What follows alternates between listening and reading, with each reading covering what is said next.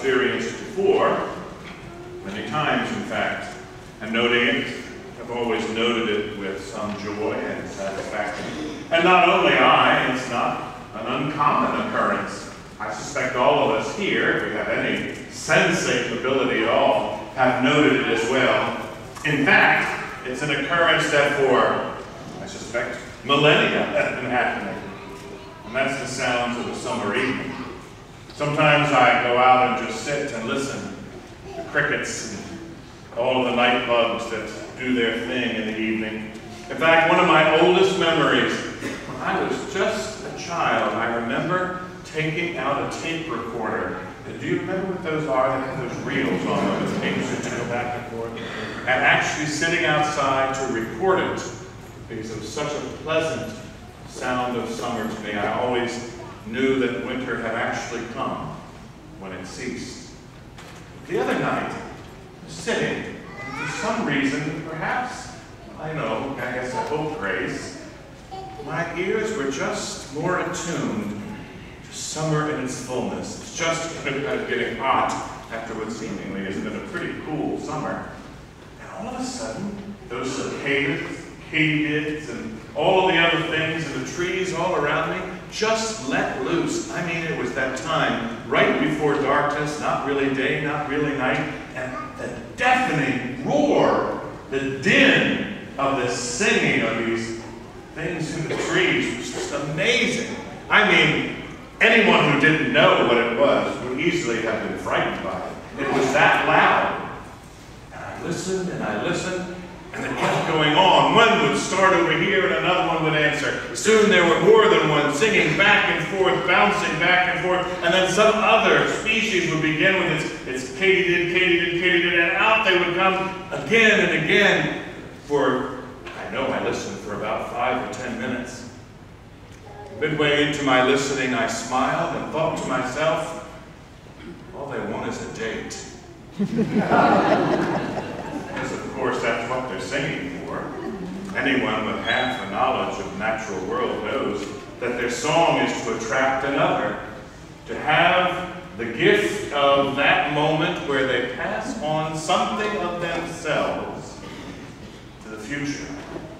Indeed they have, right? I mean, that's why I, you, anyone, can listen on a summer evening, because it happened a summer before. And a summer before that, and a summer before, well, as far back, I guess, as there have been summers and hot weather bugs to sing in it. They simply want to answer that need deep within to put a piece of themselves into the future. Some kind of posterity. And I began to think, as I smiled at their singing, that every single aspect of life, in fact, of course, is moved by the same thing. Every aspect of life, down to the smallest one-cell creature, desires to pass itself, a part of itself, on to another time and another generation. And even the birds and the trees that move through those singing hot weather bugs and acquire them for dinner, well, they're doing the same thing, fortifying themselves so that they, in the spring, might pass a bit of themselves on to yet another generation. There is in us, there is in life, the need, the demand to go on. I know there are people who face death and think, that's it. I know there are good Christians who look and face death and run from it, or who wonder. And those who have lost anyone in this room, myself included most recently, do pause at that doorway and wonder what is beyond it, clinging as tightly as we can to faith. But I have to say, to deny that in fact life goes on, to deny that that instinct is pointed to something, well, you can deny it if you'd like, You can be agnostic or the atheist if you wish. But I hate to say, you have to deny all of existence. It's not just human beings who are engaged in this wishful thinking. All of life is. And to say that there's nothing beyond it, well, feel free, but you stand in front of a very large wave of all of history that says that there is. Life is revolted by death. Life hates it. Life wants no part of it. It's a very good indication. It was never meant to be here. But you know, we're not cicadas. We're not katydids.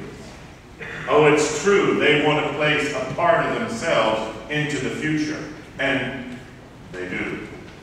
But when life becomes so aware of its own self that it knows there is a self, when taking on fingerprints and faces, it realizes that life can make a difference. When it paints pictures in art and sculpts from stone, statues. When it builds buildings and wants to make a mark on the future. When it longs, dreams for his children or her children.